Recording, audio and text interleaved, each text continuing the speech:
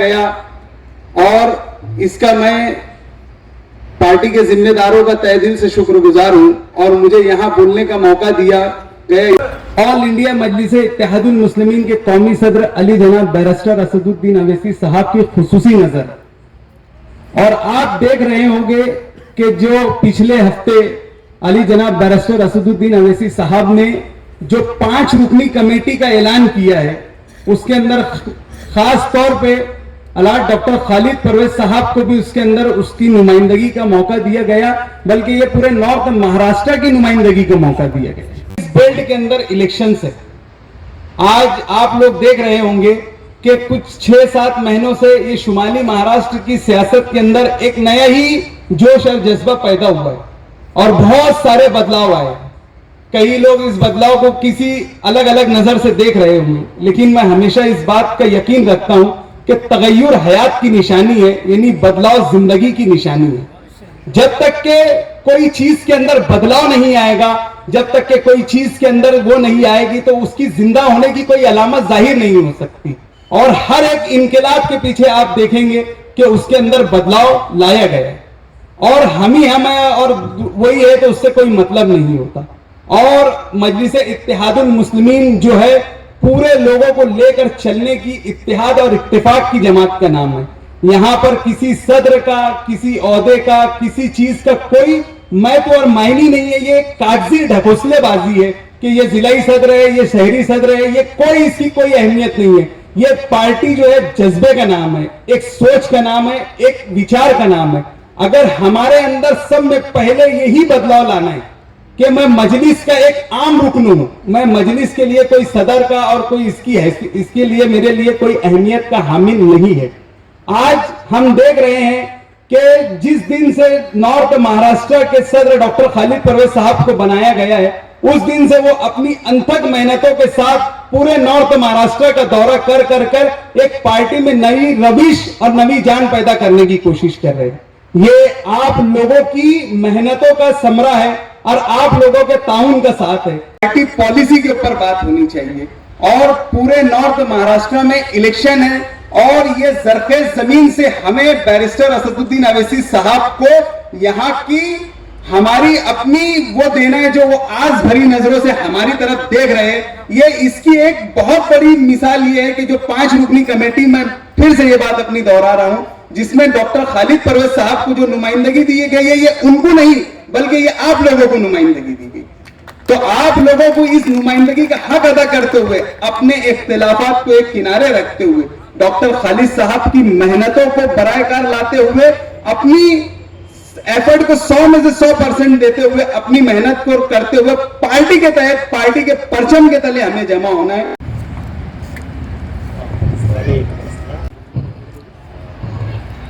जैसा कि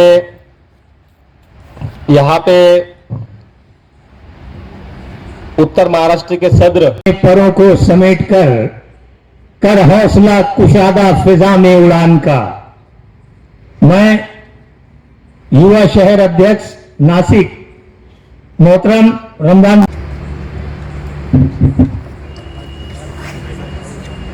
से यहाँ पर तशरीफ लाया हुआ है।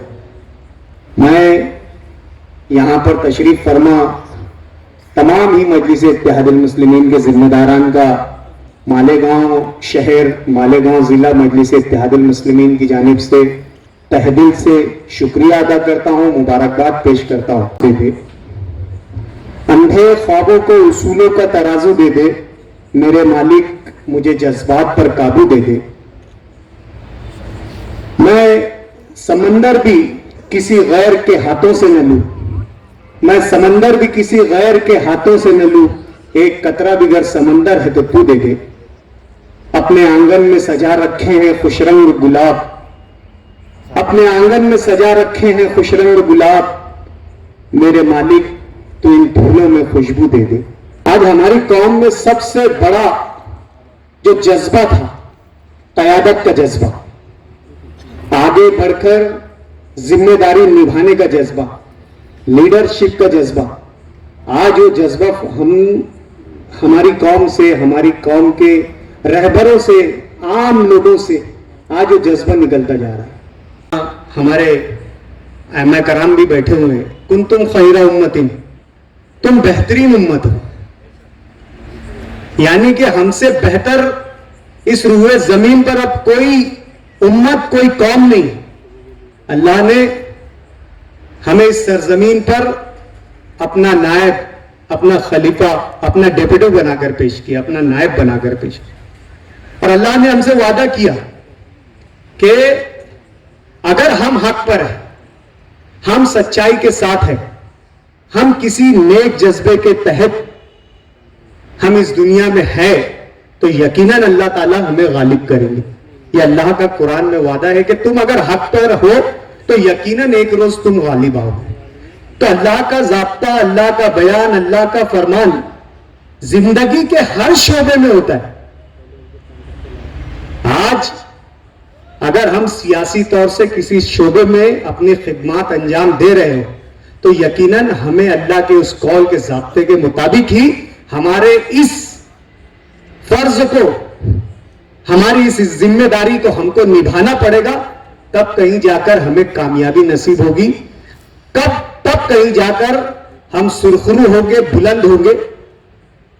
आज जिस तरीके के मुल्क के हालात हैं,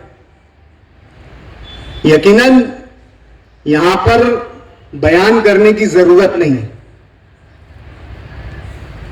आज इस मुल्क में मुसलमान को किसी और बात की कीमत चुकानी नहीं पड़ रही है सिवाय उसके मुसलमान होने की। अब तो ऐसा हो गया है कि बज़ाहिर अगर सिर्फ मुस्लिम नाम हो, अगर आपकी हरकत और सकनात के एतबार से मुसलमान नहीं हो, आप अपने अकीदे के एतबार से बज़ाहिर मुसलमान नहीं दिखते हो, लेकिन एक नाम की बनिस्बत, एक नाम की निस्बत से कि आपके नाम के आगे मुस्लिम सरनेम अगर लगा है, या आपकी कुन्नियत इस बात की है, इस पहचान की है कि उससे आप मुसलमान जाहिर होते हो, तो आपके लिए तकलीफें शुरू हो जाती है, आपके लिए मुसीबतें शुरू हो जाती है, परेशानियां शुरू हो जाती है। आज मुल्क की सियासत का यह आलम हो चुका कि आम मुसलमानों का जीना बेघर हो गया है, मुश्किल हो चुका है इस मुल्क में मुसलमानों का सांस लेना। उनके अरसे हयात को इतना तंग किया जा रहा है। अभी शाहरुख खान के बच्चे का मामला जो है, मेरी तमहीदी बात जो थी कि हमें नाम का मुसलमान होने का भी, नाम के मुसलमान होने की भी कीमत चुकानी पड़ रही है इस मुल्क में।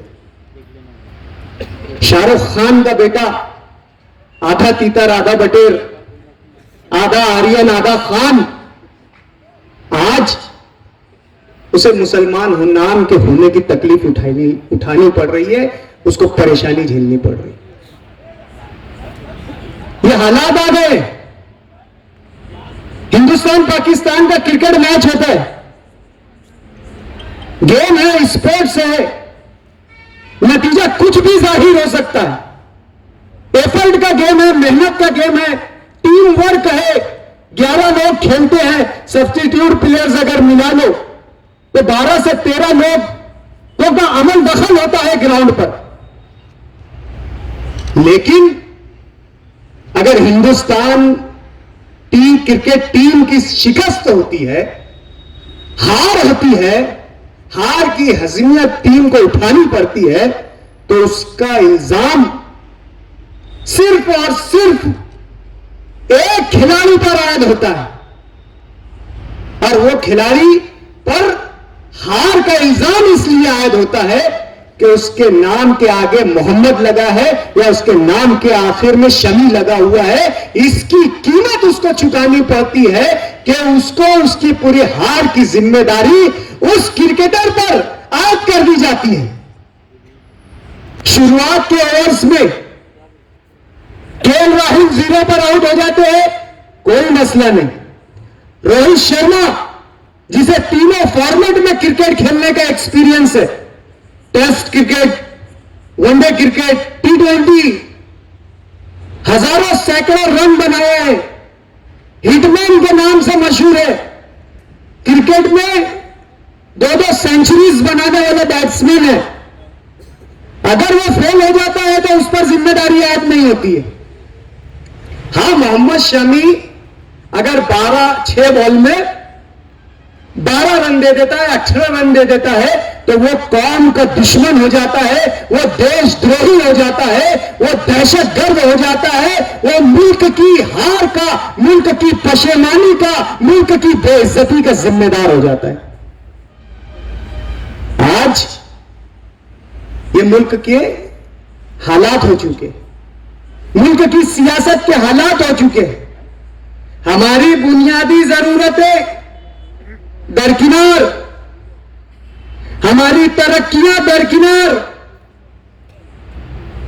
हमें माशी और माशराती तौर से जो पसमानदगी की शर्मनाक झेलना पड़ रही है, वो तमाम तर बातें दरकिनार, हमारे मसाइल दरकिनार, हमारी तालीम दरकिनार, हमें अच्छे हॉस्पिटलों में इलाज दरकिनार, सिर्फ और सिर्फ आज हमारे माथों पर गद्दार का कलंक लगाने की कोशिश इस मुल्क की सियासत में हो रही है। और ऐसे संगीन हालात में कोई भी रहनुमा, कोई भी लीडर खड़े होकर मुसलमानों की पुष्टपनाही नहीं करता है, उनके दर्द और उनके गम को अपना गम नहीं समझता है, उनकी तकलीफ को अपनी तकलीफ नहीं समझता है। कोई ये नहीं कहता कि इस हार का जिम्मेदार मोहम्मद शमी नहीं है। कोई ये नहीं कहता कि गुजरात में 3000 किलो कोकेन पकड़ी गई है, उसका क्या हिसाब है। हम किसी नशेड़ी, किसी गंजड़ी की हिमायत नहीं करते, लेकिन इस मुल्क के जो ऑथेंटिक एजेंसीज है, जो भरोसेमंद एजेंसीज है, जो इस मुल्क के कानून के मुहाफिज है, जो इस मुल्क के आईन संविधान के मुहाफिज है, जिन्हें पहला पाठ, पहला दर्स इस मुल्क के कानून का पढ़ाया जाता है, ऐसी एजेंसीज, ऐसे महकमात आज जो है तासुब की ऐनक से इस मुल्क में मुसलमानों को देख रहे हैं। हमें असल तकलीफ ये है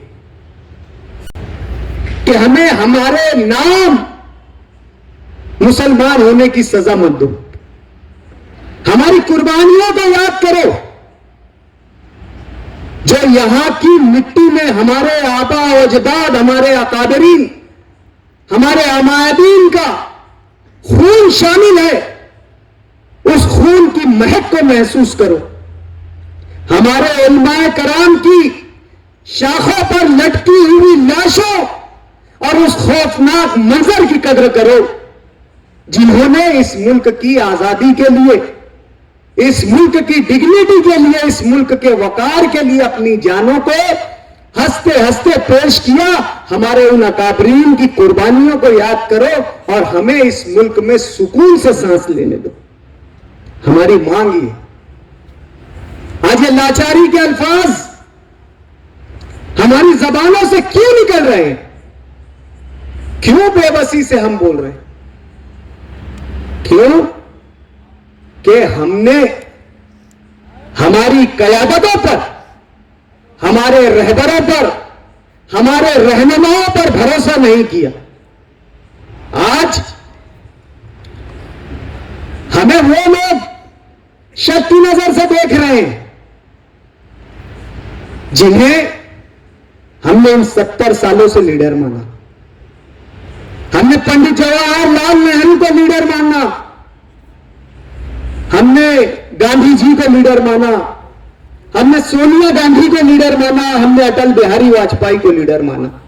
अगर हम मौलाना मोहम्मद अली जौहर को लीडर मान लेते हम मौलाना अबुल कलाम आजाद को लीडर मान लेते थे, हम रफी अहमद किदवाई को अगर लीडर मान लेते थे, हम सर सैयद अहमद खान को अगर लीडर मान लेते थे, यकीनन आज हमें खून के आंसू नहीं रोना पड़ता था। हमने गुलामी हमारे जहनों पर सवार कर ली, हमने गुलामों की बसीरतों पर यकीन कर लिया, लेकिन हमने हमारी काबिलियतों पर, जो हमारी हाकिमाना काबिलियत थी, हमने उस पर कभी भरोसा नहीं किया। आज पूरी कौम को इसका खमियाजा भुगतना पड़ रहा है। आज एक दीवाना, एक मजनू, एक पागल, आज इन अल्फाज और अलकाब के सिवा हम कुछ नहीं कह सकते।